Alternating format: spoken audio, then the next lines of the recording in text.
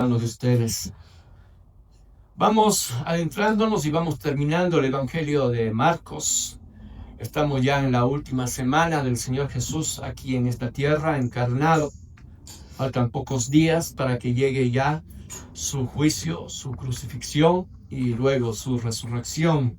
En el relato de Marcos estamos en el capítulo 14 y cada vez las enseñanzas que el Señor Jesús va dando a sus discípulos y a cada uno de nosotros va siendo cada vez más profunda y más profunda en nuestro corazón, para que podamos analizar cada vez más y más nuestro estado, nuestra situación, el cómo tomamos el mundo, el cómo tomamos a Dios, inclusive como vamos a ver el día de hoy. Sabe que muchas veces nos vamos a encontrar en una gran encrucijada, no saber qué escoger. Creo que nos ha pasado muchas veces.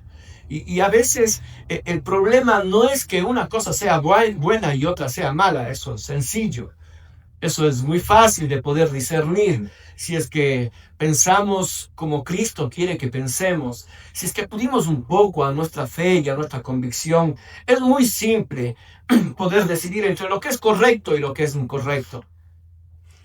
Pero hay muchas veces, habrán muchas situaciones en las cuales usted va a tener dos posibilidades, pero estas posibilidades parecen que son buenas y muchas veces lo van a hacer. Usted va a tener que escoger entre una opción buena y otra opción buena. Y va a decir, wow, ¿y ahora qué escojo? ¿Cómo decido? ¿Qué es lo que tiene que empujarme a ver qué es lo que tengo que decidir? ¿Cómo escojo entre dos cosas buenas? Es la gran pregunta. Usted puede decir, bueno, ¿cómo escojo? Y perdón que diga de esta forma, no se trata de escoger, pero solamente cuestión de un ejemplo, de una analogía.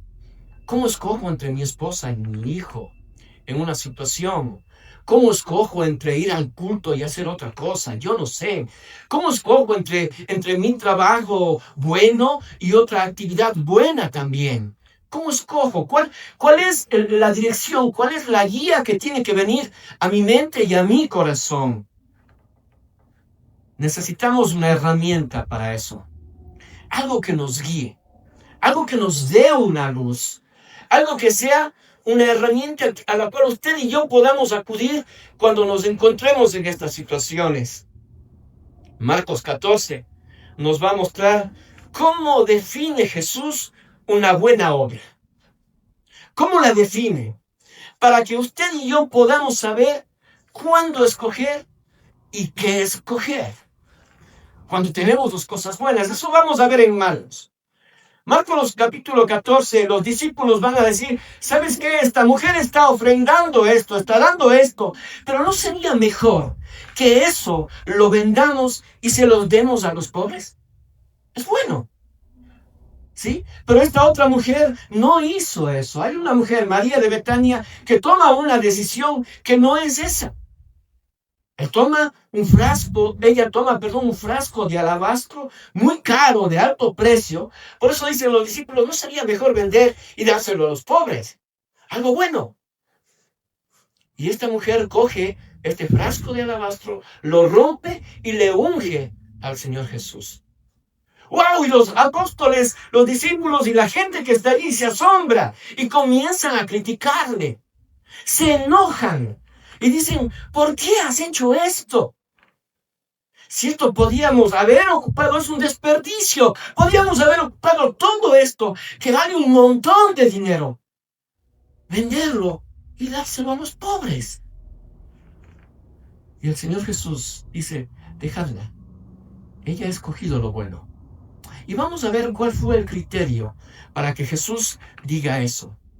Y para que nosotros, usted y yo, cuando nos encontremos en una situación en donde tenemos dos cosas buenas, sepamos por dónde tenemos que dirigirnos para escoger. Esto, además, tiene una cualidad. Esta cualidad, esta característica que se nos va a aparecer en nosotros cuando usted y yo empecemos a aplicar, yo le llamaría tal vez una norma de elección. Cuando empecemos a aplicar esta norma, nos va a volver diferentes. Nos va a mostrar diferentes. Nos va a mostrar como personas extraordinarias. Y yo le voy a explicar esa palabra porque usted va a decir, wow, extraordinario. Suena asombroso, brutalmente gigantesco y magnífico. No, no necesariamente. Analizaremos también qué significa esa palabra en medio de esta prédica. Pero antes de continuar, vamos a poner este tiempo en manos de nuestro Señor. Amado Padre, en esta mañana queremos darte gracias una vez más por este tiempo. Hemos podido cantarte y alabarte, Señor, y ahora es el tiempo de escucharte a ti. Padre, queremos que nuestros corazones, nuestros oídos espirituales estén atentos a tu palabra, Señor. Queremos aprender un poco más de ti. Queremos aprender a ser mejores. Queremos aprender a parecernos cada vez más a ti, Señor. Y la única forma es escuchándote y aprendiendo de ti. Padre, bendice este tiempo. Bendice esta palabra que vamos a leer, esta palabra que vamos a exponer, Señor, esta palabra que vamos a escuchar, en la cual vamos a meditar y a reflexionar. Señor, que el Espíritu Santo nos esté guiando en medio de este caminar. Que el Espíritu Santo esté hablándonos a nuestro corazón, esté trayendo cosas a nuestra mente, esté haciéndonos recordar posiblemente qué hicimos bien y qué no hicimos bien. Y que el Espíritu Santo nos convenza en esta mañana de pecado, de justicia y de juicio, como dice tu palabra, Señor. Padre, y de la misma manera, yo pido y oro por mi vida. Señor, que nada de lo que esté pasando afuera, de nada de lo que haya pasado ayer o lo que tenga que pasar mañana, sea un obstáculo en mi mente y distraiga, Señor, lo que tú quieres que en esta mañana yo presente como tu palabra. Que el Espíritu Santo me guíe, que el Espíritu Santo guíe cada una de mis palabras, mis gestos, mis recuerdos y todo lo que yo pueda decir el día de hoy, Señor. Le pongo en tus manos y cada uno lo hacemos de la misma forma. Gracias por escuchar nuestra oración y gracias porque sabemos que allí en tus manos estamos seguros. En el nombre de Cristo Jesús te lo pedimos y oramos. Amén. Muy bien, le voy a leer Marcos, la porción es 14. Versos del 1 al 11. Hay muchas cosas muy bonitas, muy interesantes. No las vamos a desarrollar completamente, pero vamos a buscar muchas cosas que son interesantes para nuestro conocimiento y nuestro crecimiento espiritual. Escuche lo que dice el Evangelio de Marcos, capítulo 14, verso 1 al 11. 2 días después era la Pascua y la fiesta de los panes sin levadura, y buscaban los principales sacerdotes y los escribas cómo prenderle por engaño y matarle. Y decían, no durante la fiesta para que no se haga alboroto del pueblo.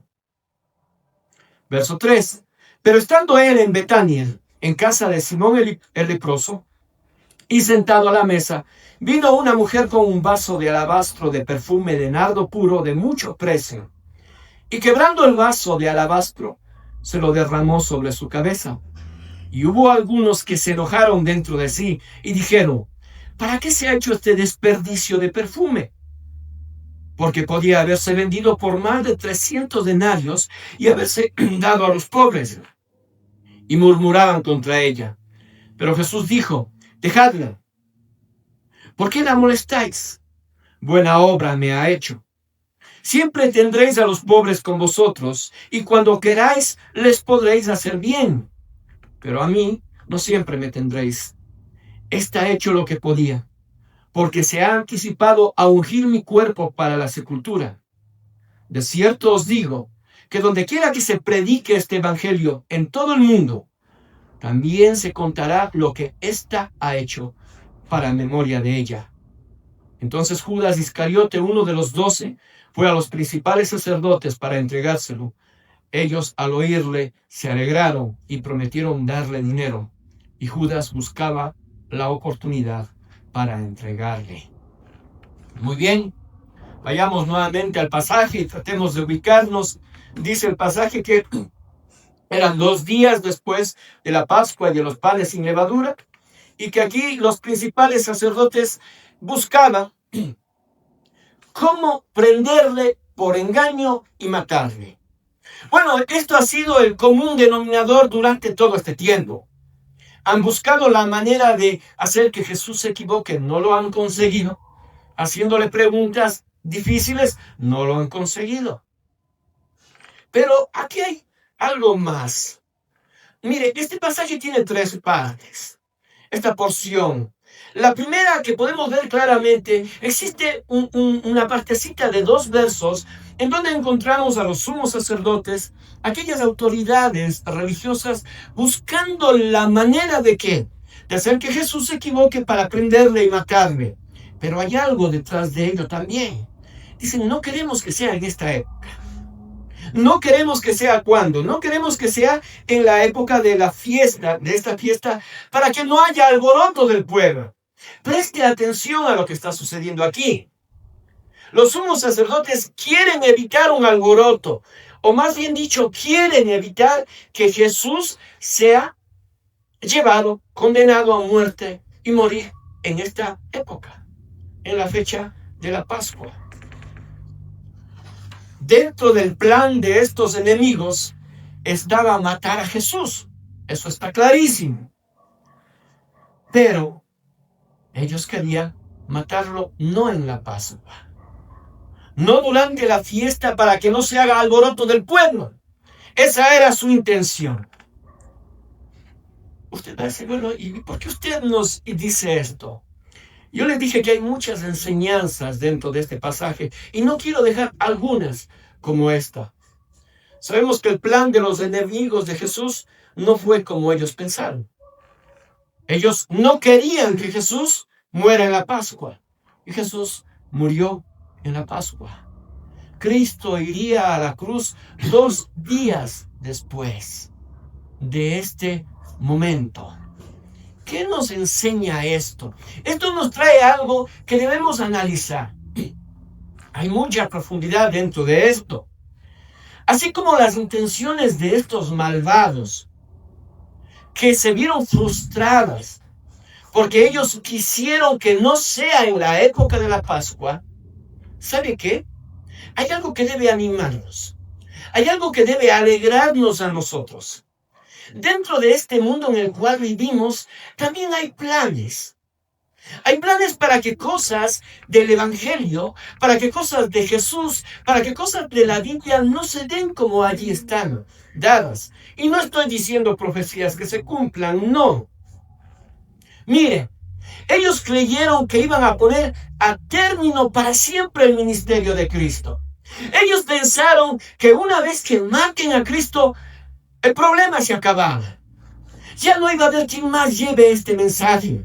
Ya no iba a haber quien más se oponga al pensamiento religioso de fariseos, de sacerdotes, de saduceos, de cada uno de aquellos que habían ido en contra de Jesús.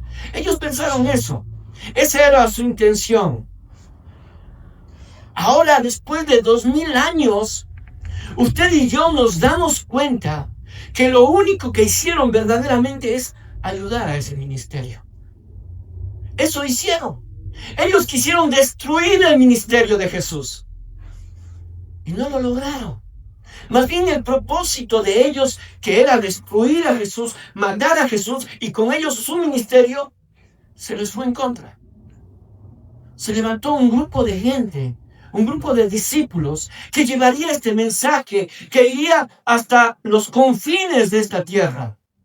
Y la palabra de Dios y el ministerio que Jesús comenzó no terminaría, sino más bien sería el inicio del más grande ministerio de todos los tiempos. Creyeron que iban a humillar a Jesús, que iban a hacerlo despreciable, haciéndole que muera en una cruz. Pero ¿qué es lo que verdaderamente sucedió? Glorificaron al Hijo de Dios. Una cruz que debía ser y que era considerada en ese tiempo como una muerte maldita, como señal de maldición. Allí moriría el mismo Hijo de Dios encarnado.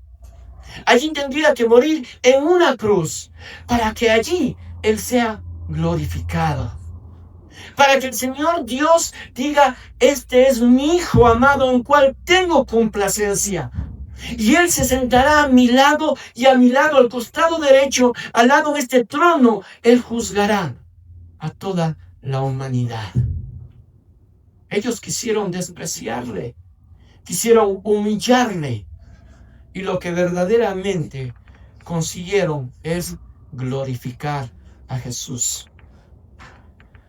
Creyeron que iban a matarle a Jesús de una manera, o ese era su plan, de una manera inadvertida, que no sea en la Pascua, para que no haya alboroto, para que la gente no se vaya a huir a él, para que no sea un propósito o ¿cómo diríamos? Un motivo para que la gente tome esto y haga luego un pensamiento grande en contra de nosotros. Querían que sea algo privado, hacer desaparecer a este hombre, sin dejar ningún rastro y sin dejar nada que llame la atención, que nadie lo vea, si es posible. Muy al contrario sucedió. Se iban a ver empujados a crucificarlo en público, a vista de toda la nación judía. Dice Flavio Josefo que posiblemente en ese tiempo, por ser época de Pascua, habían aproximadamente 2 millones de judíos allí. Venían de todos los lugares. Y los sacerdotes, los sumos sacerdotes, los fariseos, sabían que ese era el peor momento. Si es que querían que la muerte de Jesús sea oculta y no levantar un alboroto para que la gente no se vuelva en contra de ellos, pues este era el peor momento. La gente venía de todos los lados a celebrar la Pascua y la fiesta de los panes sin levadura. Ese era su plan. ¿Funcionó? No funcionó. Creyeron que reducirían al silencio a sus discípulos y harían terminar su enseñanza. Dijeron, muy bien, si matamos al líder, mueren todas las ideas de aquellos discípulos que están con él. De seguro se van a desparramar, de seguro van a ver la muerte que tiene su líder, cómo va a morir, y ellos van a huir. En lugar de eso, les iban a suministrar un texto y un tema que duraría para toda la eternidad: la crucifixión y la muerte de Cristo. De la misma manera, sigue funcionando ahora. Bueno, ¿cómo es eso? Sí, algo parecido, algo muy similar sucede ahora. El ministerio de Jesús continúa, a pesar de la oposición de muchos. A pesar de que en muchos lugares, lejos de nuestro país, lejos de la cultura occidental, allá en el oriente, ahí en los países asiáticos, la gente va y predica y habla del evangelio y es perseguida. Pero sigue y continúa predicándose el nombre de Jesús. A pesar de la oposición de muchos. A pesar de la oposición de muchas religiones, de muchos pensamientos de este mundo, el evangelio de Jesús sigue predicándose. El ministerio de ir y hacer discípulos a todos los lugares de esta tierra continúa. A pesar de ello, su nombre sigue siendo sobre todo nombre. A pesar de que la gente diga, no, ese es un hombre común y corriente. A ver, demuéstrame que es Dios. A ver, muéstrame qué es lo que verdaderamente le hace diferente a este hombre. Bueno, y mucha gente reconoce que fue un hombre diferente. Y mucha gente dice, este hombre caminó aquí en esta tierra, llevó multitudes, tremendo líder. No, no era un líder, era el Hijo de Dios encarnado. A pesar de que la gente quiera topar este tema y decir, es un hombre común y corriente que pasó en la historia, que movió multitudes, pero murió. No, es el Hijo de Dios. Es el nombre sobre todo nombre. Sigue siendo conocido por las multitudes, a pesar de que quieran hacerlo desaparecer. Y hace mucho tiempo, en algunos países, prohibieron la Biblia dentro de las escuelas, dentro de los colegios. Que la educación sea 100% secular, que no se hable de Dios, que no se hable de Cristo, buscando la manera de que desaparezca ese nombre, de que desaparezca ese pensamiento, ese hablar de Él. Ya han pasado algunos años de eso y no han podido conseguirlo. Su palabra sigue siendo predicada, a pesar de que quieran callarnos, a pesar de que nos amenacen, a pesar de que nos digan, tú no puedes decir eso en un púlpito, porque estás yendo en contra de los derechos humanos, porque estás yendo en contra de los derechos de una persona que se quiere casar con otra. Y tienes que respetar eso, porque es su voluntad y es su derecho.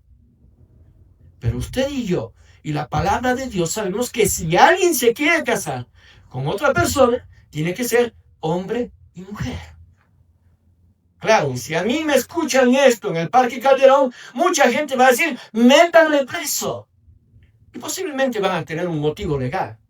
¿Por qué? Porque estoy yendo en contra de los derechos humanos, de los derechos de aquellos que dicen, que buscan ser iguales, que se les incluyan dentro de nuestro grupo de personas normales.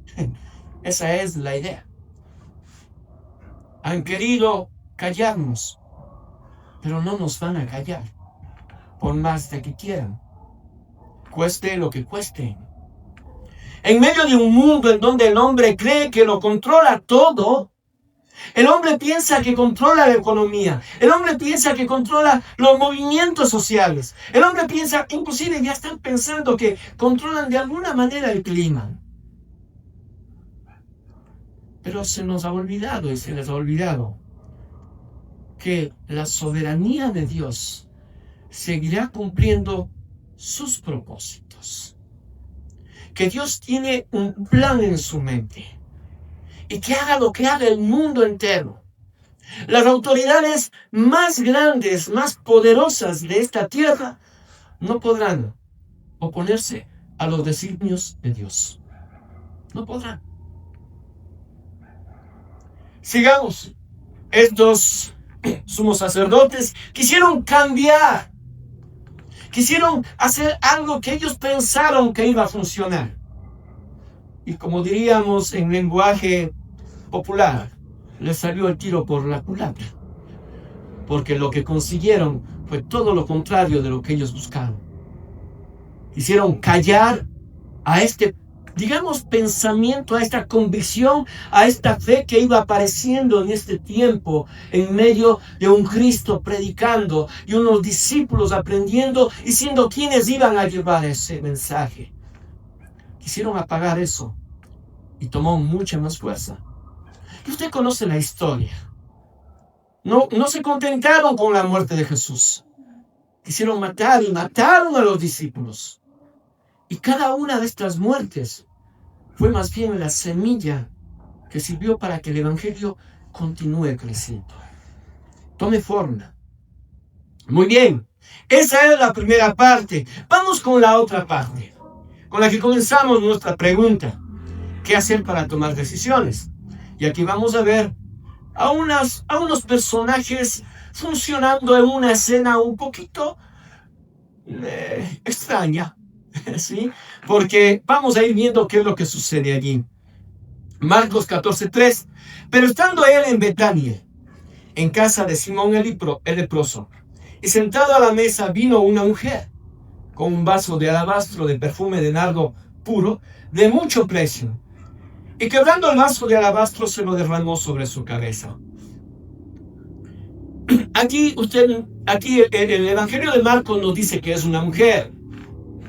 En los otros evangelios nos va a dar un poco más la información, pero eso le dejo a usted.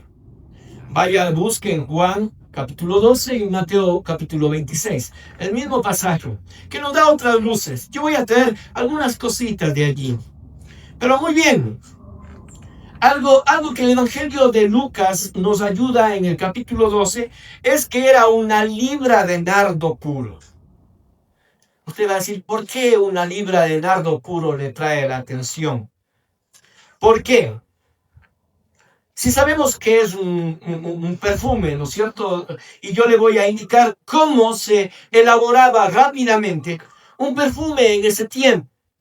Un perfume de nardo puro. ¿Qué tiene esto de nardo puro? ¿Por qué llama la atención? Porque el nardo o esta planta era una planta que se daba allá en las montañas del Himalaya. No se daba en la tierra en donde se está desarrollando todo esto, en el desierto de Galilea, ni en el Medio Oriente. Era una flor, era una planta que se daba en las alturas, en el Himalaya. Y usted sabe que cuando algo es lejano y difícil de conseguir, el precio sube. Y de hecho, conseguir un perfume de esta planta era costoso. Primera cosa, era una planta difícil de conseguir. Para poder producir una libra de perfume, se necesitaban por lo menos 45 kilogramos de las raíces de esa planta. Ni siquiera de las hojas, sino de las raíces de esa planta. Aproximadamente el costo de este frasco. ¿Por qué le estoy dando todo esto? Usted va a decir, mire, esto no se trata de dinero, ¿ah? Por favor. Esta prédica no se trata de dinero. Estoy dando solamente el valor que tenía y lo valioso que era para esas personas. Cuando los discípulos se quejan y le dicen, esto tiene el costo de más o menos 300 denarios. Este es el costo, este es el valor que serviría para pagar un año de labores, de trabajo de un obrero. Un año. Bueno, traigamos a nuestro tiempo. Digamos que el salario básico es $500. 12 por 5, $6,000. Por lo pronto, $6,000 es un precio alto para un perfume. ¿Hay perfumes más caros? Sí, hay perfumes más caros en esta época. Algo más. La cantidad de nardo no era la común. La cantidad era de una libra. Usted y yo tenemos perfumes en la casa. Vaya y vea cuántas onzas tiene ese envase. Tiene más o menos 3 onzas. Y una libra era aproximadamente 13 onzas. Una libra de ese tiempo. O sea, era un frasco grande. Era algo que tenía mucho valor. 300 denarios, dicen ellos. Yo le voy a poner otro ejemplo para que usted vea cuánto más o menos costaba y para qué podía servir esto. Para que usted relacione con aquella queja que tienen los apóstoles, los discípulos, la gente que está allí. Con esta queja de por qué hemos desperdiciado esto. ¿Recuerdan ustedes?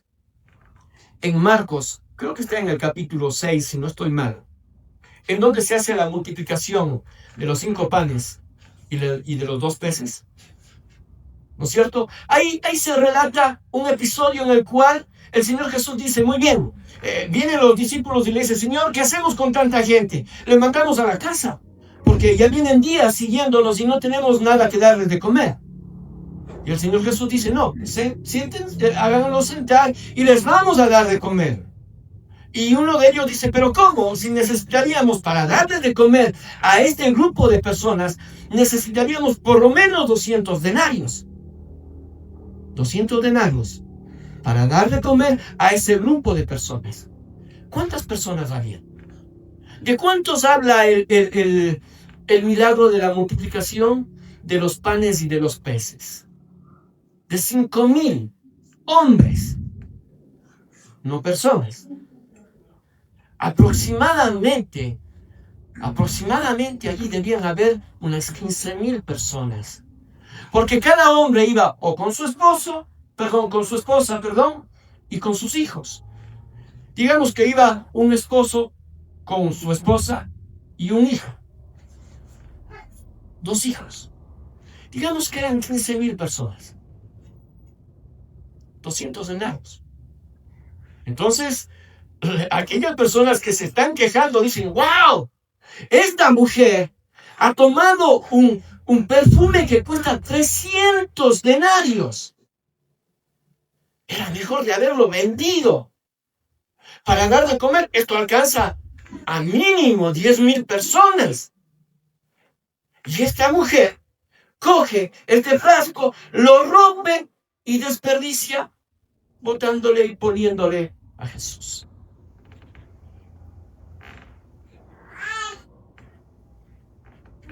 Aquí hay algo que quisiera que luego usted vaya y vea. Por eso le dije, este pasaje está en Juan 12, está en Mateo 26 y está en Marcos 14. Pero cada uno de ellos complementan la información. Quiero que lo haga con cuidado. ¿Sí? ¿Por qué? Porque el Evangelio de Lucas dice que 6 días antes de la Pascua sucede eso. Aquí en Marcos dice 2 días antes de la Pascua. ¿Qué cosa peor? Estaban tramando. Era el plan. No se habla del tiempo de lo que sucede aquí. Muy bien. ¿Qué es lo que quiero que vea usted allí? ¿Quiénes eran los que se quejaban? En Marcos dice algunos. En Lucas dice que era Judas Iscariote. Y en cambio Mateo dice que eran sus discípulos. ¿Quiénes eran? Sus discípulos. Si yo tomo la palabra discípulos, ¿eran algunos? Claro. ¿Podía ser Judas? Por supuesto. Y Judas lo expresó, lo manifestó. Pero el problema no era que Judas fue el único que se quejó. Fueron los discípulos. Y dice el verso 14 que algunos, no uno, porque si fuera uno, fue Judas. Los discípulos se enojaron dentro de sí y dijeron, ¿para qué se ha hecho este desperdicio de perfume? Se enojaron porque podía haberse vendido por más de 300 denarios y haberles dado a los pobres de comer. ¿A cuántos? Más de 10,000 personas podían comer con eso. Ahora yo le pregunto esto. Muy bien. Vamos a ese lugar. Vamos allá en donde se ha reunido Jesús con esta mujer, María de Betania. Está ahí Simón el leproso. Están los discípulos. Y vemos que esta mujer coge un frasco carísimo, lo rompe y echa sobre Jesús. ¿No hubiéramos pensado lo mismo? ¿No hubiéramos dicho, wow, pero creo que es mejor dar de comer a un montón de pobres con eso, botar ese perfume y desperdiciarlo? Yo creo que si yo hubiese estado allí, muy posiblemente 99.99% hubiera pensado lo mismo. Este pasaje, este estudio, ha tocado mi corazón en lo más profundo, porque ya van a ver ustedes lo que viene después. Mi forma de pensar y la forma de pensar de los discípulos es medio parecida, no en lo bueno, sino en lo que vamos a ver después. Ahora, yo quiero que analicemos lo que pasa aquí, porque a veces no analizamos bien las cosas y pueden pasar por alto muchas cosas que están pasando allí y que no están escritas, pero que están sucediendo. A ver, ¿quiénes participan en esta escena? Una mujer conocida como María de Betania. Un Simón.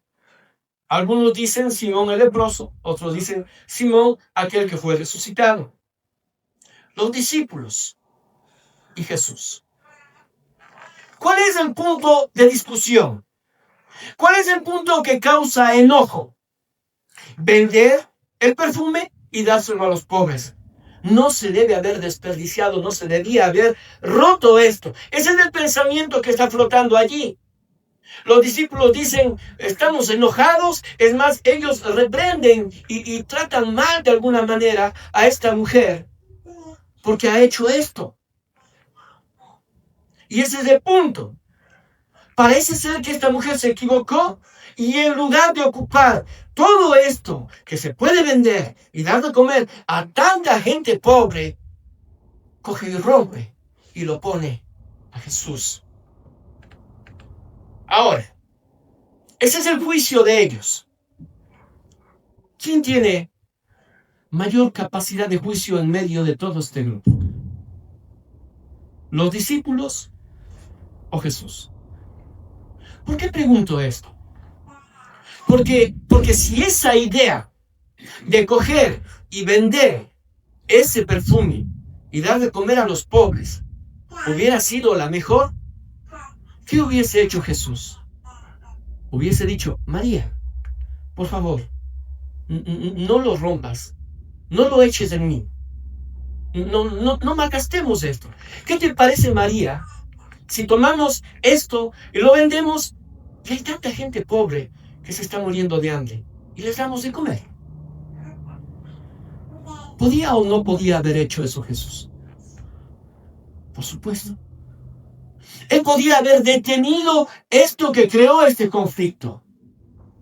Pero ¿sabe qué? Él es el único en medio de este grupo que puede mirar la intención de los corazones. El único. Aquel que tiene la capacidad de juzgar como se debe juzgar.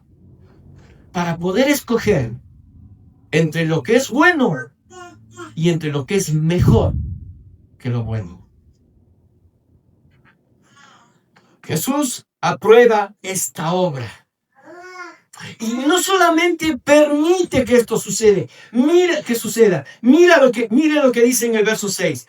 Pero Jesús dijo, dejadla. ¿Por qué la molestáis? Buena obra me ha hecho. Cuando yo estuve estudiando este pasaje, buena obra. Este es uno de los inconvenientes o tal vez una de las inquietudes que usted y yo podemos llegar a tener cuando tenemos dos cosas buenas. Buena obra. ¿Cuál es mejor? ¿Qué es mejor aquí? ¿Vender y dárselo a los pobres o ungirle a Jesús? Y el Señor Jesús dice, buena obra me ha hecho. Y ella es premiada después. La frase original dice, ¿por qué le molestan en su trabajo? ¿Por qué están molestándole usted en esta tarea de esta mujer que está haciendo? Parece ser que muchas veces tenemos la mejor idea para hacer las cosas. ¿Sí o no? Y ahí es donde yo choco feamente. Yo lucho mucho con esto, mis queridos hermanos. He tenido que quebrantar muchas cosas de mi pensamiento porque muchas veces yo pienso que mi idea es la mejor. Que las cosas serían mejor si se hacen de esta manera. No lo hagamos así. Yo pienso que mejor es que hagamos de esta forma. E insisto en eso. Lucho con eso. ¿No es cierto, Jonathan? Lucho con eso. Yo tengo ahora una posición que el Señor Dios me ha dado para poder ayudar a elaborar planes, programas para cursos, trabajar en el seminario. Y muchas veces tienen que detenerme, y gracias a aquellos que me detienen, porque quiero hacer lo que yo pienso que es correcto. Sí, y puede que sea bueno, pero será lo mejor. Necesitamos que alguien más nos ayude a ver qué es lo mejor. ¿Tenían razón los discípulos? La respuesta es no. No tenían la razón. Jesús dice, buena obra me ha hecho. Y sabe que la palabra buena en el original es kalos, que significa hermosura, belleza. No solamente bueno. Está diciendo la cosa más hermosa hizo esta mujer. Ustedes tenían en su corazón la idea, menos Judas el Iscariote, ¿no? Porque Lucas dice clarísimo que Judas no. Judas tenía en su mente que se venda todo esto. ¿Por qué? Porque él era el tesorero y él era el que metía la mano y lo que hacía es robar de allí. Esa era su intención, pero no la de los discípulos, del resto. Y ellos tenían una buena idea. Y Jesús les dice, hay una mejor. La pregunta es, ¿cómo defino? ¿Cómo puedo yo ver, cómo puedo yo hacer para clasificar, para identificar que una obra es buena, pero que otra es mejor que esa obra que es buena? Y el Señor Jesús nos da una pista. Cuando lo que hacen glorifica a Dios, cuando lo que hace o produce es aprobado por Dios, esa es la guía, esa es la señal, que es lo mejor. ¿De dónde sacó usted, hermano Marlon, esto? De aquí. De aquí. ¿Qué estaba haciendo esta mujer? Estaba glorificando a Dios, glorificando a Jesús. Había una costumbre judía que los muertos tenían que ser ungidos antes de ir a la sepultura. Claro, cuando estaban muertos. Eso pasó con aquellas mujeres que fueron a ver, ¿qué cosa? La tumba de Jesús y fueron con especias para ungir a Jesús, ¿no? Ya no hubo cómo. Se perdieron. Se perdieron la oportunidad de ungir con aceite a su maestro. Esta mujer no. Esta mujer, por eso Jesús dice, esta mujer ha hecho lo bueno, se ha anticipado a mi sepultura. Ella escogió lo mejor. Y yo quiero que usted se dé cuenta de la profundidad de lo que está haciendo esta mujer. Jesús aún no ha ido a la cruz. Jesús no ha muerto. Jesús no ha resucitado.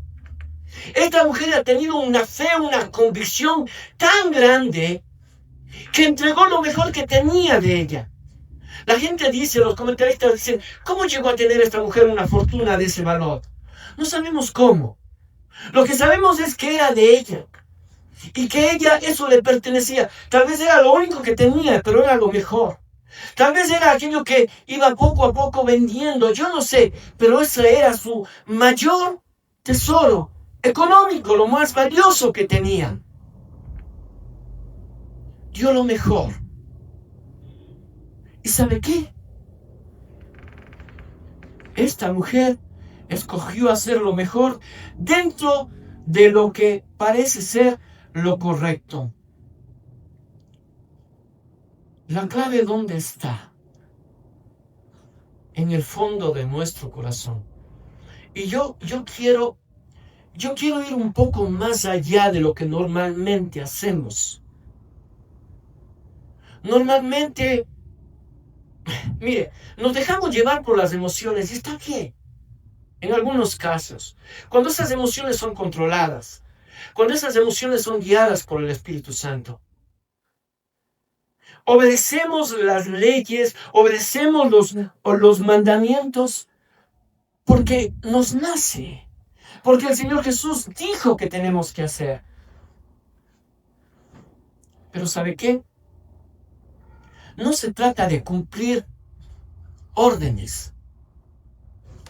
Se trata de cumplir lo que se nos pide por amor.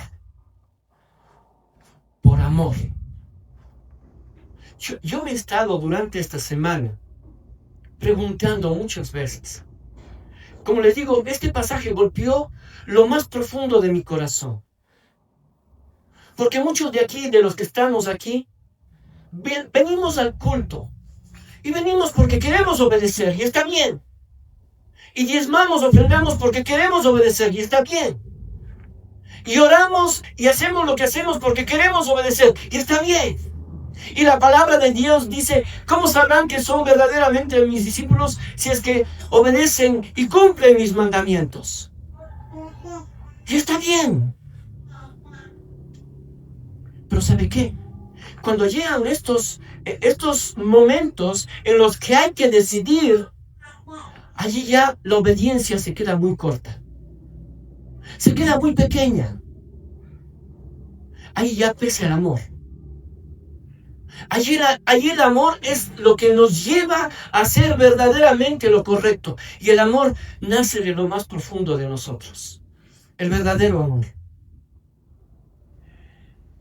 Yo le pregunto a usted, ¿cómo se imagina usted? ¿Cómo puede usted definir ese pensamiento, ese sentimiento, esa decisión de Abraham tomando a su hijo y queriendo sacrificar a su Dios? Obediencia se queda corto. Obediencia puede llevarnos a no hacer lo correcto, porque el amor siempre va a pesar mucho más allá. Por eso es que el Señor Jesús, cuando le preguntan, Maestro, dinos tú, ¿cuál es el principal y más grande mandamiento de todos? Él no dice obedecer la ley. Él dice, amarás al Señor Dios con toda tu alma, con toda tu mente y con todo tu corazón. Le voy a contar una historia. Y voy a contar esta historia sin los nombres para proteger a las personas de esta historia. Y conozco esta historia muy de cerca. Una chica quedó embarazada en una iglesia de un joven que participaba en el ministerio de alabanza. Ambos eran personas jóvenes que servían a Cristo. Así se veía, así se sentía. Y este joven embarazó a esta chica. El papá de esta chica quiso, como normalmente pudiéramos pensar que pudiera suceder dentro de una iglesia, bueno, ya se equivocó.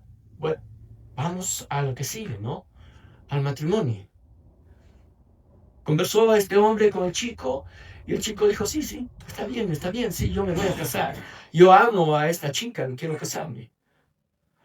Pasaron los días y nada quedaba a la cara del chico. Pasaron las semanas y nada quedaba a la cara del chico. Entonces llegó el chico a la casa de este señor y le dijo, ¿sabe qué? No me voy a casar. ¿Cómo que no se iba a casar? Pero si acababa de decir que se iba a casar y eso era lo más común. Dentro de la iglesia eso debería ser lo más común y lo más lógico. Y dijo, no, tengo que estudiar. No tengo trabajo.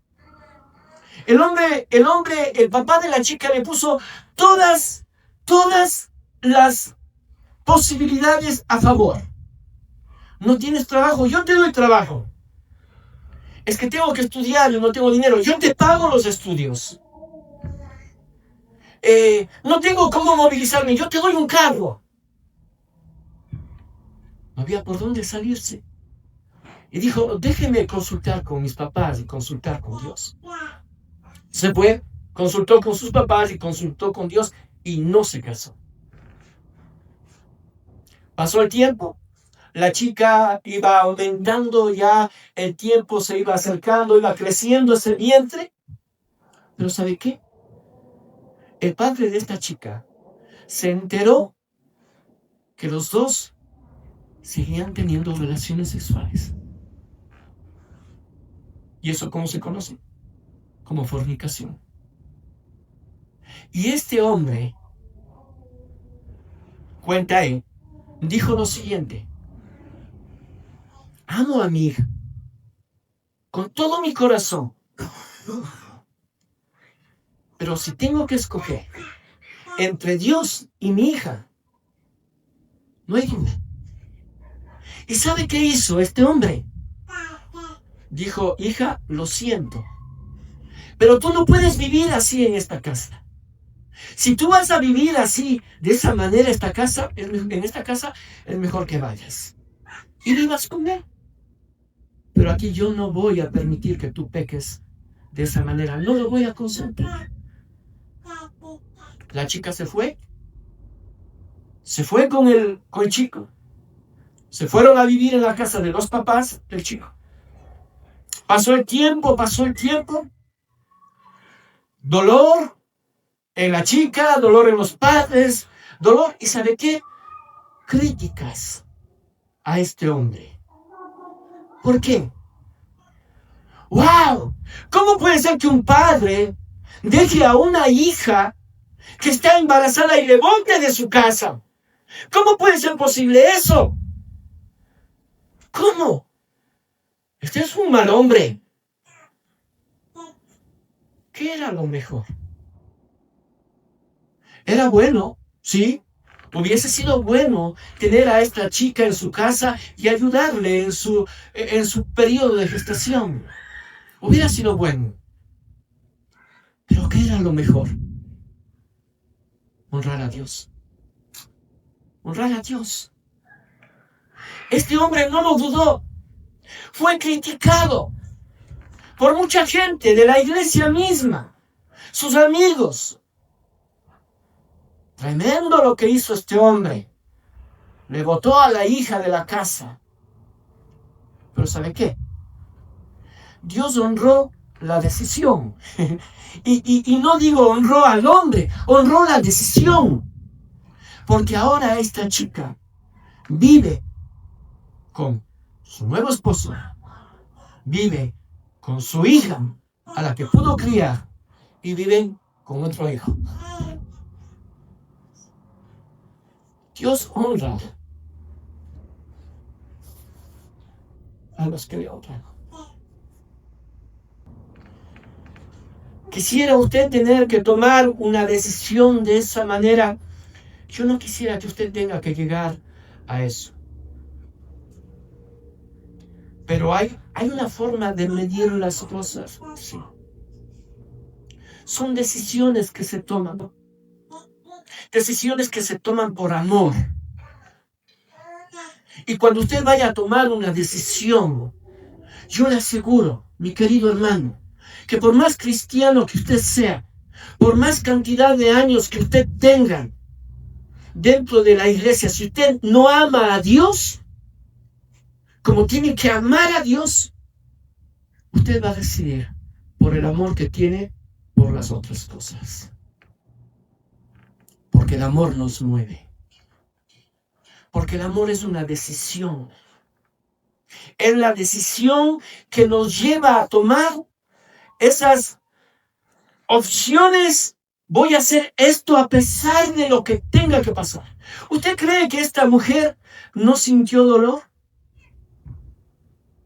¿No sintió dolor de lo que estos hombres, que eran los discípulos, le decían a él? De cómo le trataron: mujer, ¿qué has hecho?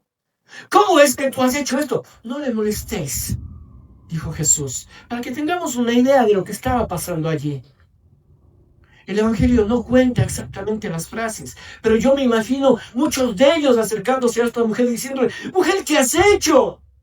¿Cómo puede ser posible que no tienes cabeza? ¿Dónde está tu corazón? ¿Cómo es que tienes un corazón tan duro? Que coges y botas esto, rompes esto. Esto puede darle comer a miles de personas. Y esta mujer lo único que hizo es querer honrar a aquel ser que más amaba en esta tierra. Eso hizo esta mujer. ¿Es fácil tomar esas decisiones? No. Requiere esfuerzo. Nos incomoda. Yo conversaba esta semana con alguien que dijo: cuando yo ofrendo, no quiero ofrendar de forma normal. Quiero que me incomode. Quiero que me haga sentir incómodo. Quiero que me haga sentir, porque di un poquito más. Está bien. Porque eso sale del corazón. Porque dentro del corazón nos incomodamos solamente por los que amamos, no por nosotros. Nadie quiere vivir incómodo.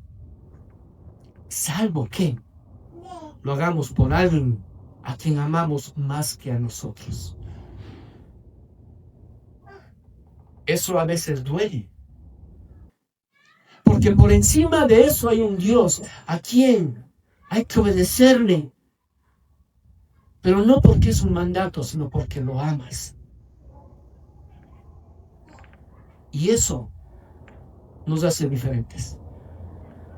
¿Se acuerda que yo le dije al inicio? Esto nos hace extraordinarios. La palabra extraordinario a veces ha sido mal interpretada.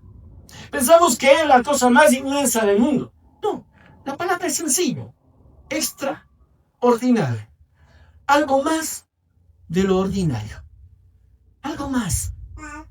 Algo más de lo que el común de la gente hace. Sí, lo común, lo normal hubiera sido tomar ese frasco, venderlo y darle al resto, a la gente pobre. Eso hubiera sido lo normal. Lo extraordinario fue que a esta mujer le vino a su corazón: amo a este hombre que es Dios y quiero mostrarle cuánto le amo. Y no importa lo que tengo, es nada comparado con lo que quiero para darle a Él. Nos hace extraordinarios. Eso nos muestra la diferencia de hacer las cosas por el mero hecho de obedecer. ¿Por qué vas al culto? ¿Por qué viene al culto, mi querido hermano? Para que no le critiquen, regrésese nomás a su casa. Viene al culto porque la palabra de Dios dice que no debemos dejar de congregarnos como lo hacen el resto y lo tienen por costumbre. Si ese es su sentir, solamente obediencia, hermano, piénselo bien. Lo que hacemos para Dios tiene que ser porque le amamos a Él. Tiene que ser porque le amamos a Él. Y de esa forma la gente nos va a notar completamente diferentes. Va a notar de que usted toma decisiones de una manera que parecen locas para el mundo, pero que en el fondo tienen un sustento mucho más profundo y pesado, que es el amor a Dios. El amor a Dios. El amor a ese Dios que bajó a esta tierra, que se hizo hombre siendo Dios, que dejó ese puesto de Dios, vino a esta tierra, que dejó el trono para no ser servido, sino servir, que vino a sufrir por usted y por mí, que vino para que le abofeteen, para que le escupan, para que le claven en una cruz, para morir con una muerte que no tiene comparación con ninguna de las muertes que usted se pueda imaginar. Un hombre crucificado, un hombre que en el camino hacia la cruz iba sufriendo infartos, que su cuerpo iba colapsando cada segundo, que el dolor penetraba hasta lo más profundo de su ser y de sus huesos. Y lo hizo por usted. Y lo hizo por mí. ¿Cómo no amar a alguien que nos ama así? No se trata de obediencia. Se trata de una obediencia fundamentada en el amor. El amor es más que obediencia. Esta mujer hizo lo que hizo no porque estaba escrito en ningún lado que había que ungir a un muerto o a alguien que iba a una sepultura. Lo hizo porque el que estaba al lado suyo iba a morir y no habría otra oportunidad nunca más de tenerlo cerca, de tocarlo, de tomar ese perfume y rociar todo su cuerpo. Y luego tomar sus cabellos y secarle cada una de sus partes. No habría otra oportunidad. Y Dios la premió. Y Dios premió ese hecho. Dijo que cuando se predique este evangelio, cuando se hable de lo que Jesús hizo, se va a hablar de lo que esta mujer hizo. Se hablará de lo que esta mujer hizo. Para glorificar lo que ella hizo. Únicamente por amor. ¿Debemos obedecer los mandamientos? Claro que sí. Por supuesto que tenemos que hacerlo. Pero tenemos que hacerlo porque le amamos. No porque tenemos miedo a que nos pase algo o a que nos quiten algo. Eso sucede cuando usted va con su vehículo y encuentra una luz en rojo. Paramos, ¿no es cierto? Porque si viene un policía y ve que usted cruza o yo cruzo, nos multa y tenemos miedo. ¿Qué tal si pensamos que no cruzamos el rojo? Porque posiblemente puede venir un niño y pasar por allí. Y no quiero doler a nadie. ¿Qué tal si empezamos a ver las cosas de una forma diferente? Más allá de lo normal.